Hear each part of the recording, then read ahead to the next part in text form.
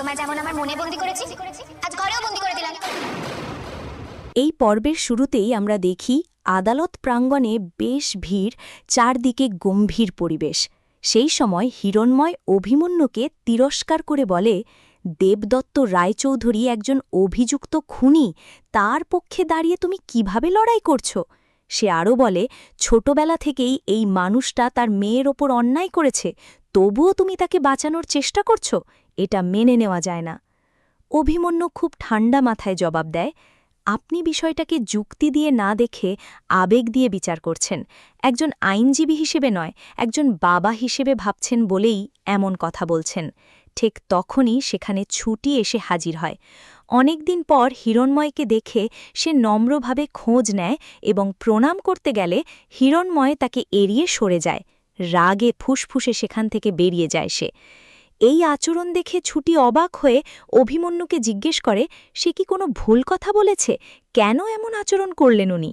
তখন অভিমন্যু শান্তভাবে বলে, বিয়ের পর এমন অনেক কিছুই সামনে আসবে, সব কিছু মেনে নিতে শিখতে হবে। এরপর অভিমন্যু বলে দেয়, পরদিন ঠিক দুপুর 12টায় মন্দিরে দেখা করতে হবে। ছুটি একটু হতবম্ব হয়ে জিজ্ঞেস করে, মন্দিরে কেন? কোনো বিশেষ পূজা আছে নাকি? তখন অভিমন্যু অবাক হয়ে বলে, কালই তো আমাদের বিয়ে, এত তাড়াতাড়ি ভুলে গেলে? তারপর ইন্দ্রকে বলে ছুটিকে সবকিছু মনে করিয়ে দিতে। ছুটি তখনও অবাক হয়ে চুপ করে দাঁড়িয়ে থাকে। অভিমন্যু মজা করে বলে, মুখটা বন্ধ করুন, না হলে মাছি ঢুকে যাবে। তারপর জানায় তাদের বিয়ে দুভাবে হবে, একটা রেজিস্ট্রি আর একটা মন্দিরে নিয়ম মেনে, কারণ ছুটির পছন্দ সেই রীতি। এই বলে সে সেখান থেকে চলে যায়। এরপর দৃশ্য ঘুরে যায় সাবিত্রীর বাড়িতে।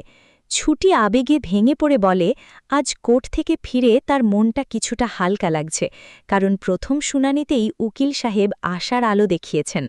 সাবিত্রী তখন বলে, এই আশার বিনিময়ে তোকে অনেক বড় মূল্য দিতে হচ্ছে, বিয়ে করতে হচ্ছে। ছুটি কাঁদতে কাঁদতেই বলে, বাবাকে বাঁচানোর জন্য সে যে কোনো কিছু করতে প্রস্তুত। সাবিত্রী তাকে সান্ত্বনা দিয়ে বলে, সবকিছু শেষে ভালোই হবে, ভগবান নিশ্চয়ই খারাপ করবেন না। এরপর আমরা অভিমন্যুর বাড়িতে যাই। সেখানে ড্রয়িং রুমে সবাই জড়ো হয়েছে। ঈশা দায়িত্ব নিয়ে সব সামলাচ্ছে। ঠিক তখনই শতরূপা ঝুমকিকে আশীর্বাদ করতে গেলে অভিমন্যু এসে সরাসরি বলে, তার সব চালাকি সে ধরে ফেলেছে। এই কথা শুনে ঝুমকি ভিতরে ভিতরে ভয় পায়। অভিমন্যু তাকে প্রশ্ন করে, সে নাকি খুব অসুস্থ, তাহলে কোর্টে গেল না কেন? আইনকে খেলনা বানাচ্ছে কেন? ঝুমকি চুপ করে থাকে। তখন হিরণময় বলে, মিথ্যেটা সে নিজেই বলেছে, কারণ সে চায়নি তার মেয়ে এই কেসে জড়িয়ে পড়ুক। এরপর অভিমন্যুর বাবা বলে, না গেলেও কি হয়েছে, তাতে কোনো সমস্যা হয়নি। তারপর জানিয়ে দেয় পরদিন তাদের এঙ্গেজমেন্ট, তাই অভিমন্যুকে বিকেলের পর আর বাইরে যাওয়া যাবে না। অভিমন্যু সোজা সাপটা বলে, তার কাজ আছে, তাকে যেতেই হবে। শতরূপা তাকে বোঝানোর চেষ্টা করে, যেহেতু বিয়েটা করছিস হাসি মুখেই কর, কিন্তু অভিমন্যু কিচ্ছু না বলে নিজের ঘরে চলে যায়। এরপর আবার আমরা ছুটির কাছে ফিরে আসি। সাবিত্রী ছুটির জন্য আইবুড়ো ভাতের আয়োজন করেছে, নানা রকম খাবার সাজিয়ে দেয়। ছুটি একটু হতাশ হয়ে বলে, যে বিয়েতে কোনো ভালোবাসা নেই, ভবিষ্যতের নিশ্চয়তা নেই, সেখানে এই আয়োজনের কি মানে? সাবিত্রী হেসে বলে, বিয়ে তো বিয়েই, তা সত্যি হোক বা বাধ্য হয়ে হোক, এই খাবারটাকে তুই আইবুড়ো ভাত না ভেবে রাতের খাবার হিসেবেই খেয়ে নে।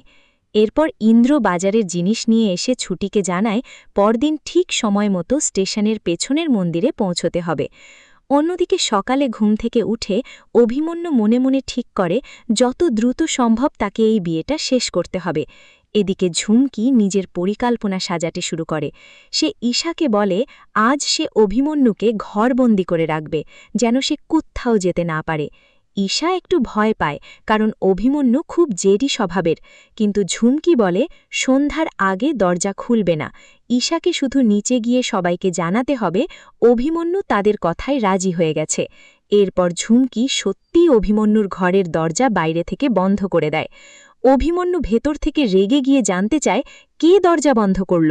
ঝুমকি ঠান্ডা গলায় বলে, আগে তো তোমাকে মনে বন্দি করেছি, এখন ঘরেও আটকে রাখলাম, সন্ধ্যা হলে তবেই তুমি বেরোতে পারবে।